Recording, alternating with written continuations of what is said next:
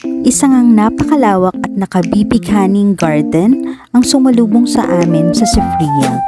Ang Sifria ay isang family-owned farm and orchard na matatagpuan sa Barangay Pingas, Alitagtag, Batangas. Kaya naman kung naghahanap kayo ng short escape from the city or a place to rest, relax, create, and restore, ang Sifria ang perfect place para sa inyo. This is Marge, mom of twins, and samahan nyo kami sa aming bakasyon dito sa napakagandang lugar na ito. Pagdating nga namin ay sinundo kami ng staff papunta sa aming accommodation. At habang nakasakay nga kami ay mabubusog na kaagad ang mga mata mo sa mga halaman at mga bulaklak. At dahil nga kakatapos lamang ng ulan, buhay na buhay talaga lahat ng mga dahon at mga puno. Talaga namang marerelax ka dahil green na green yung paligid at napakatahimik. Dito nga pala kami nihatid ng staff sa tinatawag nilang Hiraya. Kagaya ng garden sa harap, French-inspired din ang building na ito mula sa design sa labas at sa mga interiors ng rooms. Pagdating nga namin ay agad-agad kaming winelcome ng mga staff at napaka-warm talaga nila. Ito nga, ine-entertain nila si baby boy. Tingnan nyo naman, tawa siya ng tawa.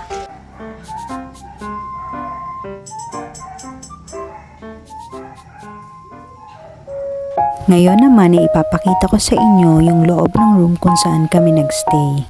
Napaka-relaxing talaga ng ambience dito sa loob ng room. Meron din siyang mga paintings sa wall at may mga tiles na Mediterranean inspired. Kahit nga pala sa restroom meron din painting, ayan o, makikita nyo dun sa mirror.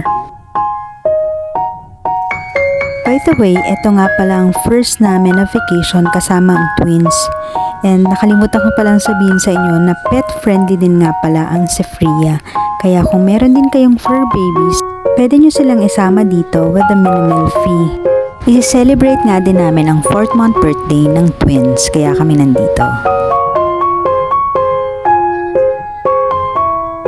Habang natutulog nga pala yung twins ay nagkape muna kami ni Mervin. Sa labas nga pala ng pintong ito ay ang balcony kung saan makikita mong magandang view sa labas. Isang napakalawak din na garden na may mga puno at mga halaman. Ito nga pala yung aming lunch and merienda na rin. Pagkatapos namin kumain ay naglaro muna nga kami ni Piskal. Habang iniintay namin na magising yung twins sa nap nila. Nung bandang hapon na at bukas na yung mga ilaw sa mga puno, naisipan namin na maglakad-lakad at mag-stroll ng kaunti. Nakakaaliw nga kahit yung tunog ng kuliglig. Nung pabalik na nga kami ay nadaanan namin yung swimming pool o tinatawag nilang Tampisawan. Napakaganda nga ng Hiraya tuwing gabi lalo na't bukas na ang mga ilaw. Kaya naman bago kami umakyat sa aming room, naisipan namin na kumain na ng dinner.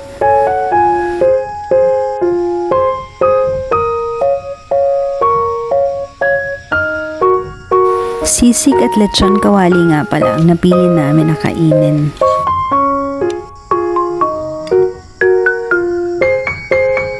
Kumakain pa nga lang kami ay nakatulog na yung twins, kaya naman umakyat na kami pagkatapos kumain. At eto, mahimbing na yung tulog nila, naghahanda siguro sa birthday nila kinabukasan. Sobrang tahimik na ng buong paligid kaya naman matutulog na kami at samahan nyo ulit kami bukas para makita nyo yung buong kagandahan ng Sifria. Good night!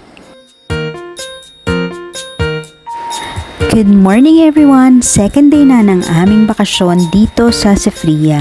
At sino ba naman ang hindi matutuwa kapag ganito kaganda ang bubungad sa'yo sa umaga?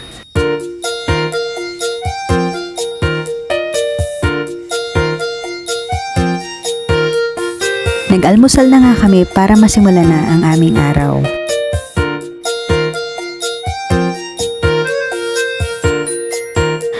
Fourth month birthday na nga ng twins kaya naman sinimulan na namin ang aming mini photoshoot at ang team ngayon ay ang Juan ng Wika. Cute nila, diba?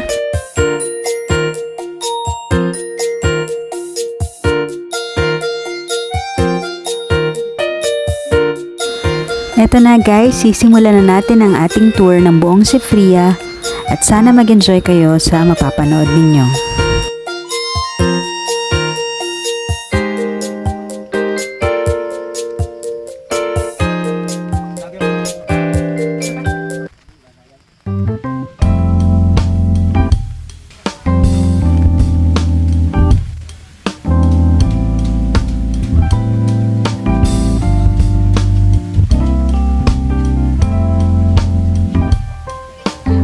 Ito nga pala yung kapilya kung saan pwedeng ganapin ang isang wedding ceremony.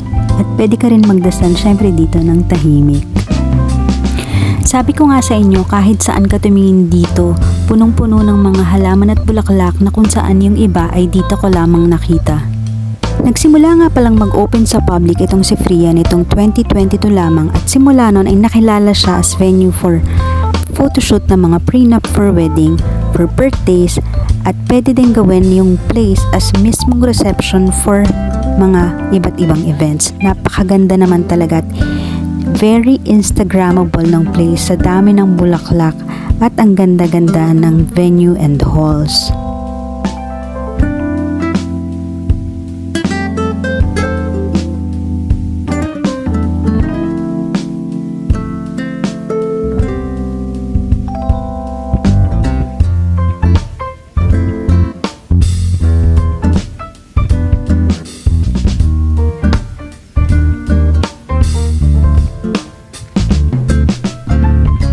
Yung dome nga pala na yan ay tinatawag nilang Cariñosa. Maganda siyang spot kung gusto mo mag-propose sa girlfriend or boyfriend mo.